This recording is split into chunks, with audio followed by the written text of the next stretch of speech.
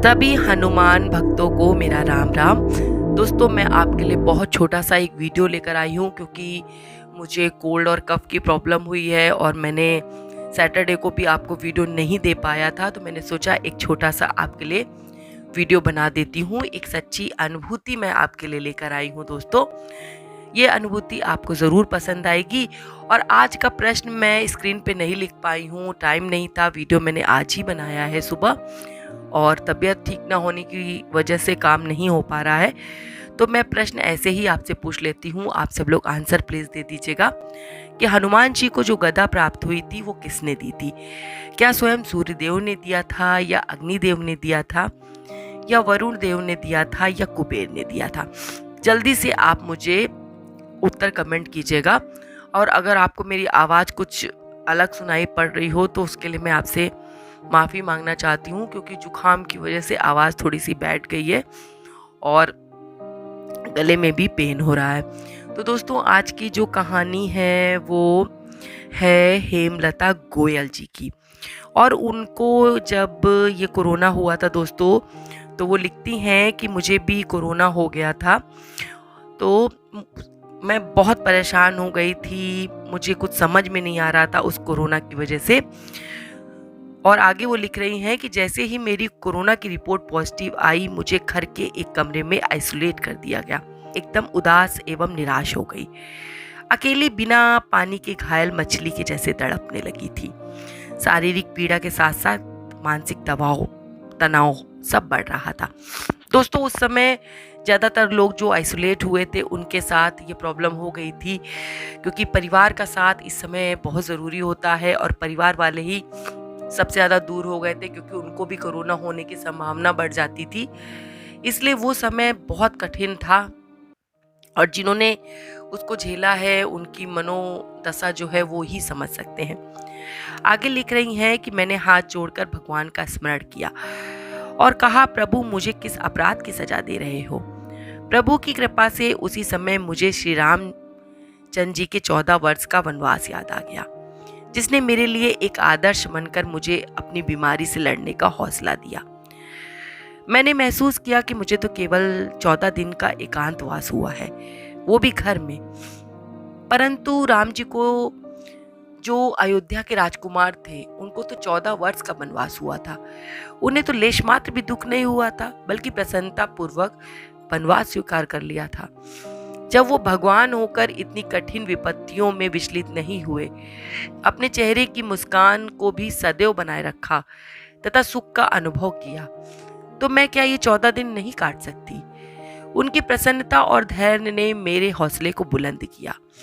सीताराम जी तथा लक्ष्मण जी की छवि को हृदय में धारण कर मैं अपना एकांतवास सकारात्मकता के साथ और हिम्मत धैर्य के साथ व्यतीत करने लगी। ये महसूस करने लगी कि बेकार की बातें एवं मानसिक पीड़ा को सोचने की बजाय 14 दिन के एकांतवास का लाभ प्राप्त करूं। मैंने उस समय ज्ञानवर्धक और पॉजिटिव बुक्स पढ़ना शुरू कर दिया, कहानियां पढ़ना शुरू कर दिया और कहानियां लिखना भी शुरू कर दिया। इस प्रकार मुझे चिंतन मनन करने का सुनहरा अवसर प्राप्त हुआ। शुरू में जो मेरी तबीयत बहुत खराब थी, मुझे कोरोना की वजह से बहुत परेशानी हो रही थी, उसमें सुधार होने लगा।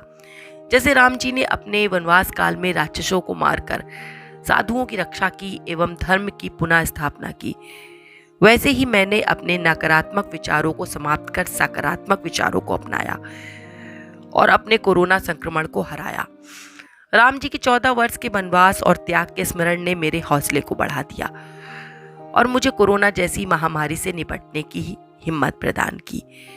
श्रेष्ठ लोगों के विचार आदमी को श्रेष्ठता की ओर बढ़ाते हैं। श्रेष्ठ गुणों का चिंतन, श्रेष्ठ संकल्प व्यक्ति को सफलता की ओर बढ़ाता है।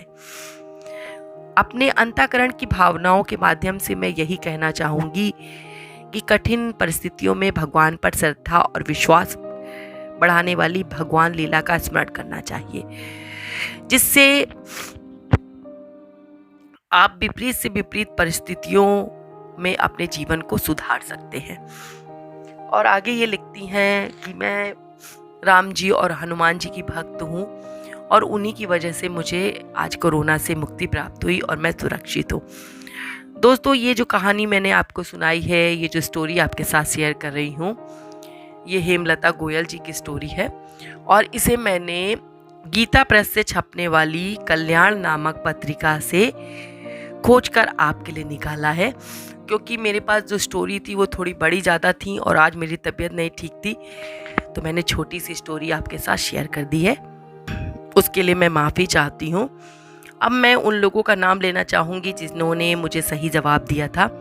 सबसे पहला नाम है रीता यादव जी का, सीलू रजावत जी, प्रशांत जी, कविता सिंह जी, सुरजीत करमोकर जी, विमला जी और ईश्वरी संदेश, ऐसे करके मुझे एक आईडी से कमेंट मिला था और मैंने उनका नाम आपके साथ शेयर किया है। दोस्तों अगर आपको ये स्टोरी पसंद आई हो तो आगे शेयर कर दीजिएगा और अगर कुछ कमी लगी हो तो कमेंट भी कर दीजिएगा, क्योंकि मुझे आपके कमेंट का इंतज़ार रहता है। और अगर कुछ आवाज़ में प्रॉब्लम आपको लग रही हो, सुनने में अच्छा नहीं लग रहा हो, तो उसके लिए मुझे माफ़ कर दीजिएगा। और मैं बाबा से प्रार्थना करती हूँ कि बाबा मेरे सभी भक्तों की रक्षा कीजिएगा, सबके परिवार पे अपनी कृपा दृष्टि बनाए रखिएगा और ऐसे ही अपने चमत्कार भक्तों के साथ दिखाते रहिए। इसी के साथ दोस्तों जय श्री राम, जय बाबा की।